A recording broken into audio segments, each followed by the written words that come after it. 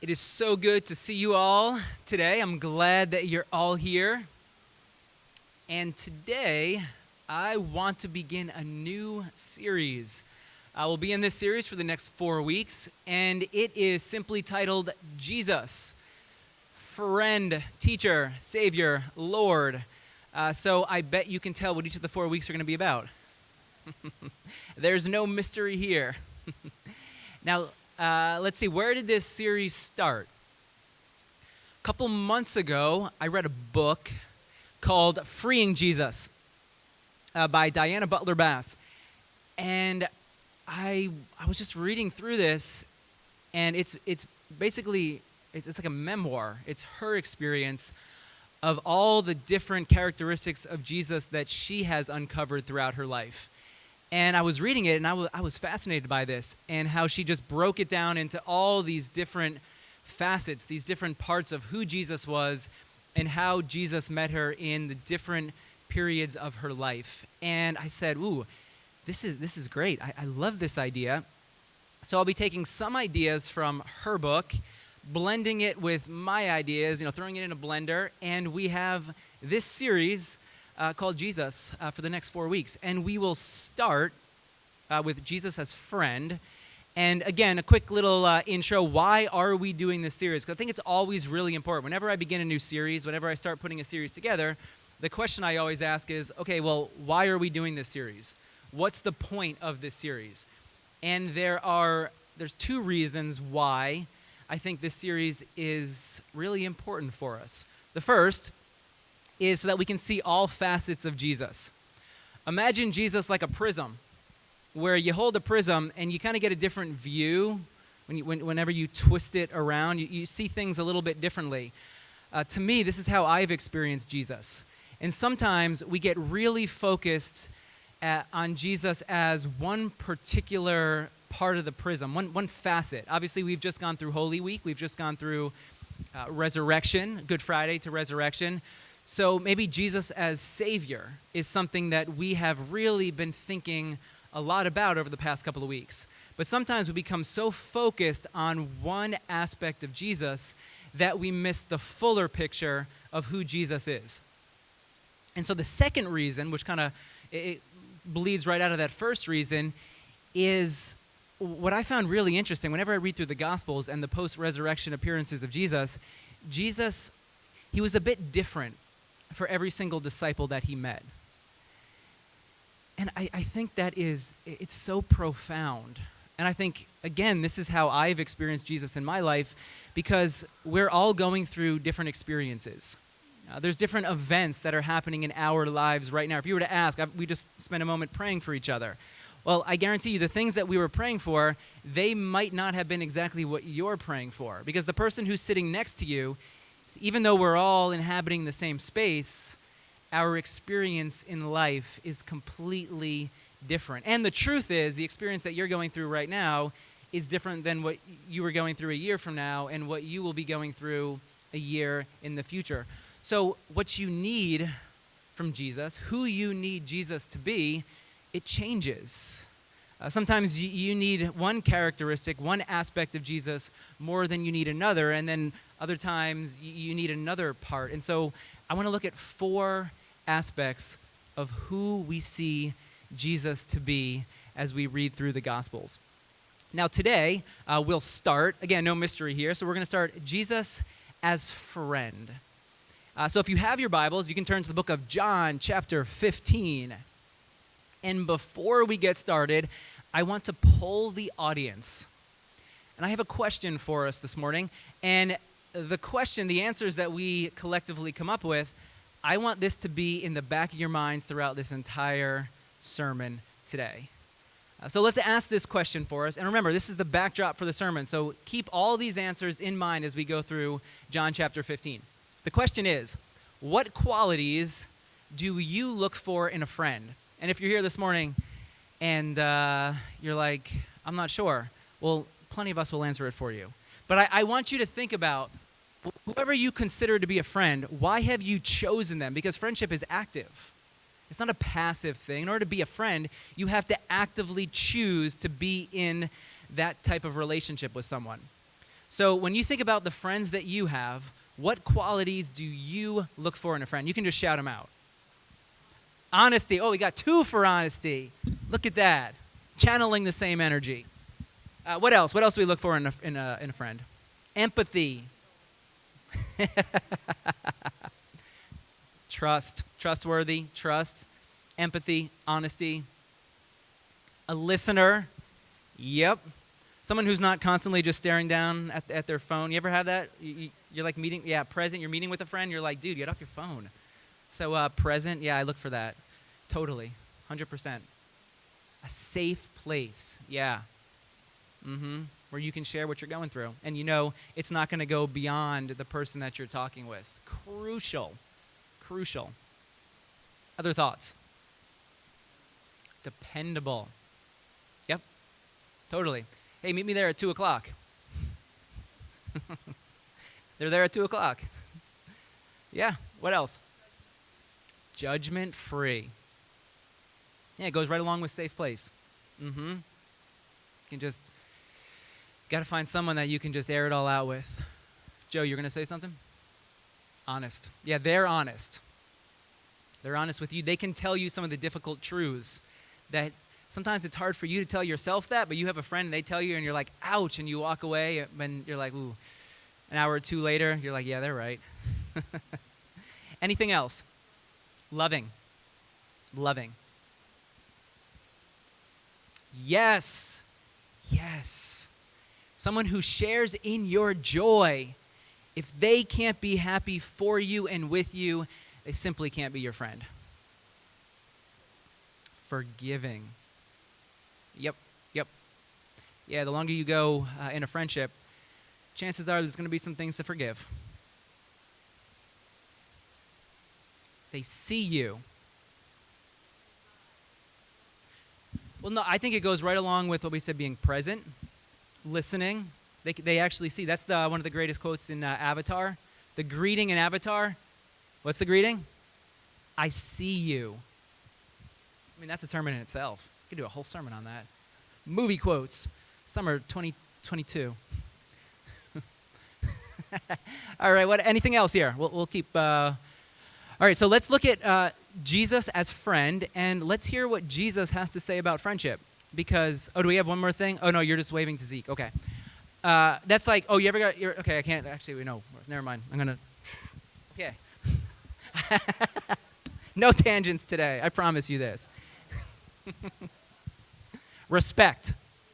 Totally. Yeah, the person has to respect you. Has to go mutual respect. Oh, I actually put a couple of answers too, and I think we pretty much covered all of them, just in case we needed to, didn't have our caffeine this morning. But I love this one here. Someone you want to journey through life with.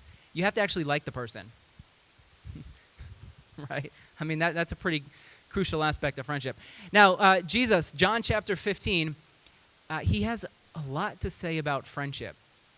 And one of the interesting things is I think Jesus modeled everything that he's saying. So John chapter 15, we come to the end of the journey of Jesus. Joe actually spoke on this passage last week. He's having a meal, which is a sign of friendship, typically. It's an intimate interaction with others. So he's gathered his closest friends together to share the Passover meal right before Jesus is arrested and then crucified. And in John, he turns everything into a sermon. The guy very academic, very theological. So John turns friendship into a sermon. No illustrations here. But here's what Jesus says. And this is John chapter 15, verse 9. As the Father has loved me, so have I loved you. He's talking about his friends here. Now, remain in my love. If you keep my commands, you will remain in my love, just as I have kept my Father's commands and remain in his love. I have told you this so that my joy may be in you and that your joy may be complete. My command is this: love each other as I have loved you. Greater love has no one than this, to lay down one's life for one's friends. You are my friends if you do what I command. I no longer call you servants, because a servant does not know his master's business. Instead, I have called you friends, for everything that I have learned from my Father, I have made known to you. Now, there's lots going on here. First thing I want to mention, there's a movement in these verses. And the movement that Jesus describes is from servant to friend. I no longer call you servant. I now call you friend. Think about Jesus. Jesus, one with God. And he says, you're not simply, I don't look at you as servants, people that I can boss around. I mean, when you think about a servant, it's someone, do this, go here. You're being told exactly what to do, when to do it, which, when you think about the relationship with Jesus, sometimes that's how we view it, is it not? Well, Jesus tells us what to do, and then we no questions asked, we just go and do it. And Jesus is saying, well, no, that's not exactly what I want from my closest friends, my disciples here. I don't expect you just to go and do it. I don't look at you as a servant, someone below me, but rather the movement is from servant to friendship. It's from commands, do this, go here, to a shared journey together. When Jesus is talking about friendship and who his closest friends, his disciples are, he sees them on a journey with him. And notice there's another movement here, and the movement is from unaware to aware. Because a servant, he says, is not aware of what the master is doing or why the master is doing certain things. The servant's only job is to obey and then follow through on what the servant is told to do. But Jesus says, no. You're no longer unaware of why things are. I'm bringing you into the circle of friendship. I'm bringing you into, we could say, the circle of trust. This is all about a shared journey. Jesus doesn't want people that he can just boss around, but rather Jesus desires for you and me to be in this relationship, this journey. And think about all the qualities that we just spoke about. This is what Jesus desires in a relationship with us. Honesty, trust, dependence on both ends of it. On Jesus' part, on our part as well. Now, if we go to the next slide, the offer of Jesus is an invitation into a shared life with him. Again, we see this modeled all throughout the Gospels. We see it modeled right here. He is presenting, he's giving this sermon, he's talking about friendship in the context of a meal. This is an intimate moment. Sharing a meal, you're sharing a meal with someone because you want to get to know them more. You're sharing a meal because you want to explore the relationship with this person. You want to hear about their life. They want to hear about your life. You're having a conversation. What we see all throughout the Gospels is Jesus inviting others into life with him. We see it through meals, through conversations. Think about going on a walk from one village to the next. Like, when I go on a walk with someone, it's you're going on a walk, you're getting exercise, but the conversations that happen when it's just the two of you, or if there's 3 or 4 people, the conversations that are up, like, you're getting to know the other person. This is how Jesus walked the earth, inviting others into a shared journey with him. Now, what Jesus tells the disciples is that this type of relationship is something that he is already experiencing. We can go here to the next slide. This is John 15 again. As the Father has loved me, so Jesus is experiencing the love of God. So as I've been experiencing the love of God, well, I have loved you. Jesus is experiencing this relationship of love. And now he's inviting others into this relationship of love. The invitation, maybe another way to say this, is the invitation is into a community of love. Now, in order to illustrate this, I drew 3 pictures for us. I'm no Van Gogh, but I think I have a future in art. You can tell me afterwards. First picture. Thank you. That's my circle.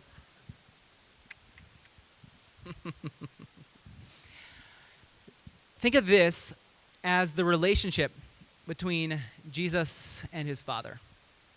It's a circle of love. There's a flow to it. The love is flowing all around. It's this continual flow. Think about Jesus. As I've experienced the Father's love, Jesus connected to the Father in love. And then he says, so have I loved you. So we can go to the next picture. So out of this circle of love, now love begins to flow out from this circle. So the love isn't being contained between Jesus and the Father. The love is spilling out to everyone else. Now, the love doesn't simply just stay out there somewhere in the world. It isn't just thrown into the world and it stays out there on people. Rather, the invitation is back into the circle of love. So there's this relationship of love that Jesus is experiencing. Because of this love, it's just simply flowing out of his being to everyone else, to the disciples, to us. And now we are being invited back into this relationship of love. So the entire thing for Jesus is based on love. Now we can go one more slide. Maybe you noticed this. Jesus said, if you keep my commands, then you are my friend. So there's a disclaimer. There's a disclaimer here. If you keep my commands. Now, what are these commands of Jesus? So in order to remain in this love, well, it sounds like there's something that we have to do in order to remain in this love. What is it? Go to the next slide. My command is this: love each other as I have loved you. Simple command. Difficult to do, is it not? How do we remain in God's love? By extending love ourselves. Again, this relationship between Jesus and the Father, between us and Jesus, it is all being sustained in love. Love is what makes the whole thing work. Sometimes it can get really confusing, which is like, follow my commands. And we make them really complex sometimes. We get all theological with them. But Jesus just breaks it down into its simplest form. My command is this: love. Every single command flows out of love. So whenever we're thinking, okay, is this what God desires for me? We can ask ourselves the question, is this rooted in love? If it's rooted in love, it's of God. If it's not rooted in love, chances are it doesn't have its foundation in God. Now, there's 5 observations that I want to make. First, the invitation of Jesus is to be the invitation of the church. Invitation into a shared life together. We've talked about this before, what the church is. Think of the church this way. Maybe this is how we could define church. Church, it's a shared journey of learning the way of love. How does that sound for what we do on a Sunday morning? Again, we make it really complex sometimes. What if we just broke it down to its simplest form and saying we're gathering here together because we believe that we're in a shared journey together. And together, we want to learn what it means to love God, to love others, to love ourselves. And we start here, looking at this sort of as a safe zone, as a place where we can experiment, where together we can explore what it means for us to show love and live into the command of Jesus, to love one another. Notice, for us here at Awaken, 2 parts of our vision. The first part, well, our mission is creating followers of Jesus. How do we do it? Number 1, welcoming others into God's love. It's all about love. We believe God is love. We believe God's love extends to everyone. And so we want to welcome every single person who steps foot through those doors into the love of God that is already at work, already flowing in the world. And then the second part, how do we do it? Creating communities of belonging. When we gather together, why are social events, service events important? Because we want everyone to know you belong here. These are your people. This is your community. Do we not, don't we all want a place where we can belong? All the characteristics, the qualities of friendship that we talked about, the things that you all said initially, isn't that what we're all looking for? Isn't that what we all desire in life?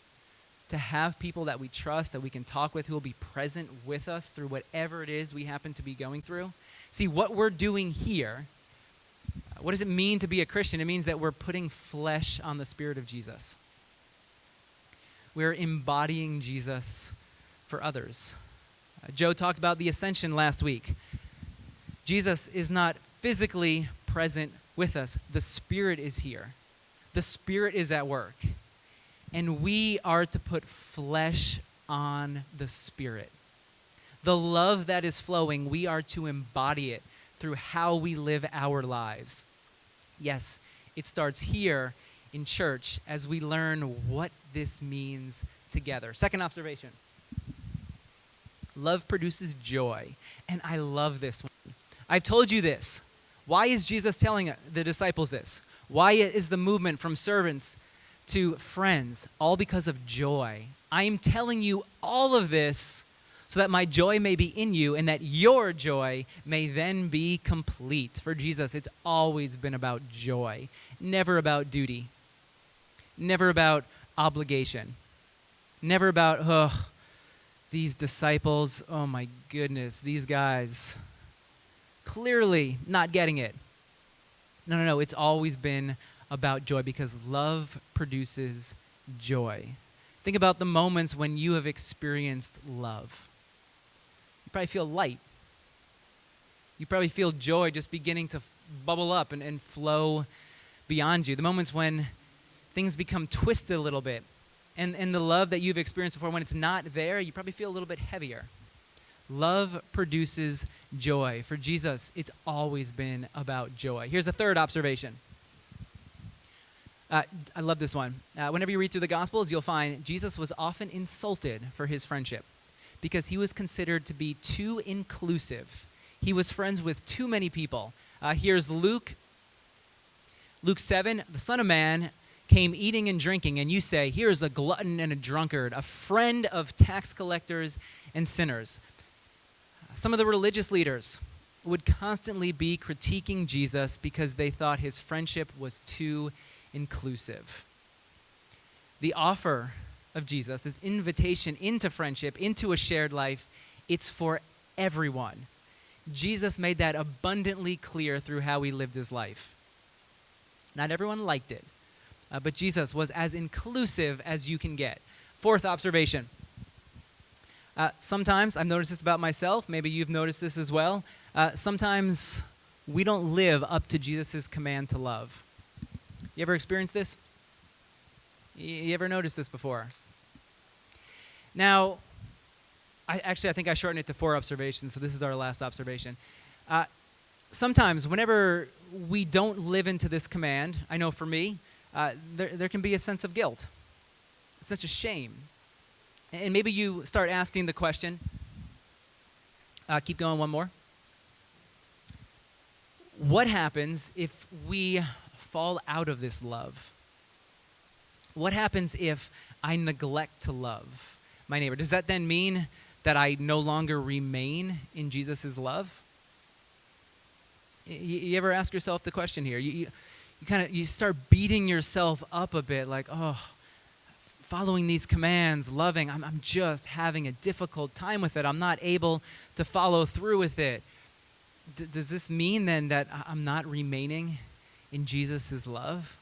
Let's go one more slide. Luke chapter 5. And here again, Jesus is being criticized for his view on friendship. Pharisees, teachers of the law who belonged to their sect, complained to his disciples, "Why do you eat and drink with tax collectors and sinners?" And Jesus answered them, "It is not the healthy who need a doctor, but the sick." Sometimes in life, we are unable to fully live into this command to love for various reasons. We lose the plot. Things get a bit messy for us in life. We get off the trail a little bit. And so sometimes we don't live into our truest selves, the people that we've been created to be, the people of love that we truly desire to be. But remember the second picture. We can go one more. There it is. What Jesus is saying right here, he's saying it's not the healthy, it's not those who are already in love, but rather it's the sick, the ones who have lost the plot, the ones who have kind of gotten lost, who have fallen off the trail. And so this love of God, it's always, always following us, inviting us back, inviting us to return to the place where we truly desire to be. There's nowhere that we can run from this love of God.